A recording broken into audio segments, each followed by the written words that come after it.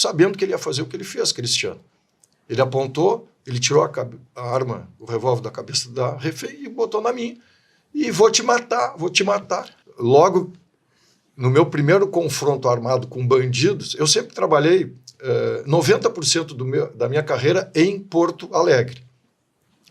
Então, já no primeiro estágio, eu me deparei com bandidos, ladrões de carro, e entramos num tiroteio intenso. E quando eu cheguei em casa, vivo, eu contei para a minha mãe, que sempre te adorava como a Natália. Mãe, participei do meu primeiro tiroteio hoje. Ela disse, ai, meu filho, deixa eu me sentar aqui. Eu não quero saber. Para que contar para a mãe isso? Mas tamanha era a empolgação, Sim. a novidade. Queria compartilhar. Que a gente compartilhava. E a Cristiana, com uma excelente memória, ela traz uma das ocorrências mais emblemáticas da minha vida. Eu estava trabalhando no batalhão de polícia de choque da brigada, deu uma rebelião no presídio central de Porto Alegre. A minha companhia foi a primeira a chegar no local. Como os soldados estavam muito nervosos, eu sentia neles um sentimento de vingança, porque os bandidos mataram um soldado da brigada dentro do presídio. Nossa. E então o pessoal chega com ânimos muito exaltado, Cristiano.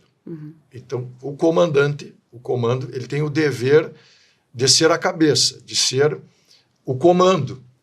E mesmo que esteja tudo conturbado, aquela confusão, aquela gritaria, aquela bateção, aquelas ameaças ululantes, o comandante tem este dever de dar o exemplo. Então, a primeira coisa que eu fiz, vendo os soldados, isso foi pós-Carandiru, onde lá tiveram 111 mortos, infelizmente, eu coloquei a tropa no auditório e a primeira coisa que eu convidei a tropa a fazer foi rezar um Pai Nosso.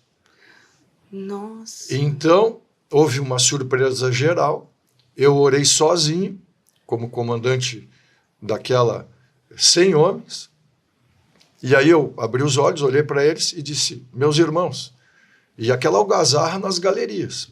O comandante do batalhão, na porta do auditório, indignado comigo, né? Tropa de choque não vai para um presídio para rezar.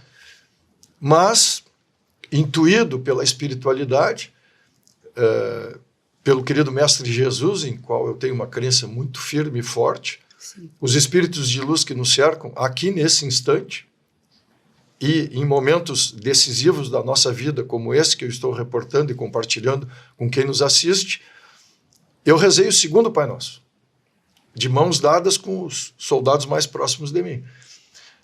Na medida em que nós orávamos, e 100 homens orando dentro de um presídio com o pé direito alto, a oração ecoou e as galerias silenciaram. Nossa, me arrepiei aqui. Eu convidei a tropa para me acompanhar. Ficamos diante de uma grade larga e alta, um pé direito alto ali, uns 6 metros, 4 metros aquela grade ali. Eu mandei abrir, o monitor que estava ali abriu, eu mandei ele fechar, a tropa ficou do outro lado da grade e eu entrei no meio dos amotinados, 2.000 amotinados.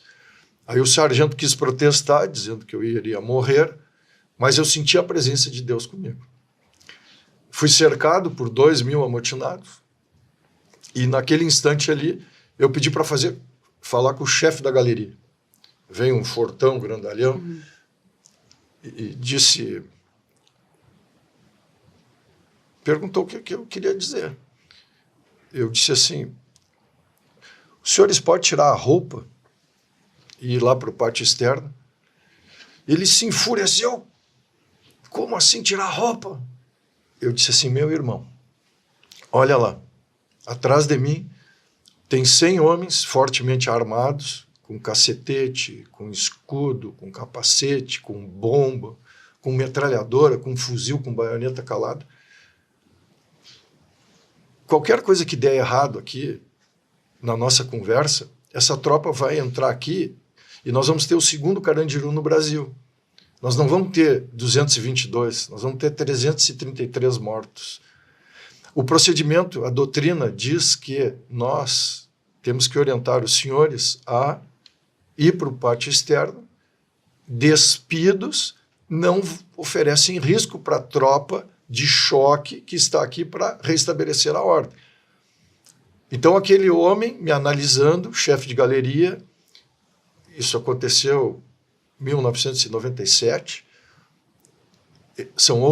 eram outros tempos, ele ordenou os amotinados ouvir o capitão, todo mundo tirando a roupa e indo para o pátio externo, e ele foi obedecido. Aí ele começou a tirar a camisa dele, eu digo assim, ó, chefe, o senhor fica aqui do meu lado, o senhor vai acompanhar a revista das celas comigo. Não só as mulheres que estão me assistindo nesse canal, mas alguns homens também, e policiais, porque o potencial desse assunto que eu estou relatando e gravando pela primeira vez, isso tem um potencial de contestação gigantesco, porque a doutrina não preconiza um oficial em comando, numa zona de conflito gravíssimo, ter esse procedimento. Entrar sozinho. Sim, o fato é que tu tem que ter confiança no que tu está fazendo. Confiança, segurança. Sim. E como tu intuiu e sentiu a energia forte que está aqui nesse estúdio e que a gente irradia para quem está nos assistindo, abençoando em nome do Espírito Santo, porque isso não é uma palavra vazia, isso é uma palavra que tem muito poder. Invocar, pedir a proteção do Supremo Pai, e ele responde presente na hora. Foram despidos, nós restabelecemos a ordem, e lá no meio, aí vai chegar no ponto que a Cristiana falou, da arma na minha cabeça. Lá no meio da revista, esse chefe de galeria disse assim, sabe que nós já podíamos ter ele matado, o capitão Medina? Aí eu me surpreendi com uma fala totalmente inesperada. Eu digo, bem, por que não mataram então? Porque o senhor é do bem. Aí eu fiquei mais surpreso ainda, né? Porque eu não conhecia ele. Eu digo, mas como é que o senhor sabe que eu sou do bem? Não, os companheiros falam muito bem do senhor aqui. Os companheiros, os presos. Os presos, é? Sim. Eu digo, os companheiros falam bem de mim aqui dentro do presídio. Sim, os que o senhor prendeu. Os meus irmãos de todo o Brasil, e muita gente agora talvez vai se decepcionar com o que eu vou dizer.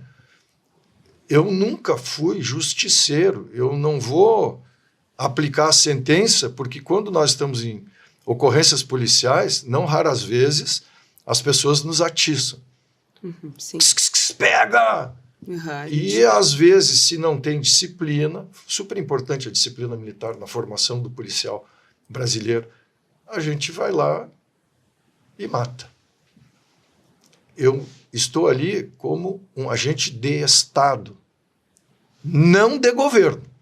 Isso é muito importante que quem assiste faça essa separação entre um policial se sentir de Estado e não de governo. Porque aí predomina a legalidade, a doutrina. Eu não sou carrasco da Idade Média para aplicar uma pena por minha conta. Não, eu tenho que cumprir a lei. A lei é bem clara na doutrina de polícia militar, no sentido de restabelecer a ordem e preservar as vidas dos dois lados. Eu preservei a vida da tropa e preservei ali daquelas pessoas que já estão ali pagando uma pena que é pesadíssima e que não recupera muito, não. Quem está lá dentro dificilmente sai recuperado. Pelo contrário, todo mundo sabe que é uma faculdade do crime. A bem da verdade, quem recupera na cadeia, mesmo que isso aí vai contrariar a opinião de muitos, são os pastores evangélicos. Eles realmente recuperam. Voltando então ao ponto, um dos que falou bem lá de mim dentro do presídio foi um ladrão de banco que tocou o rádio da viatura lá, atenção às viaturas sob orientação do Batalhão de Polícia de Choque da Brigada Militar, ocorrência de vulto na Avenida Independência, aqui em Porto Alegre. Eu cheguei em 2 minutos no local, nos deparamos com os bandidos saindo de dentro do estabelecimento, tiroteio intenso. Baleamos um, ele caiu, levamos ele para o pronto-socorro, e o outro entrou numa farmácia e pegou a balconista como refém. Engatilhou o revólver, engatilhou e botou na têmpora dela. Ela como escudo na frente dele e ele atrás com o revólver engatilhado na cabeça. Eu não pensei duas vezes. Eu soltei o meu revólver na mesa e empurrei ali para o sargento Suma, que talvez até venha assistir isso.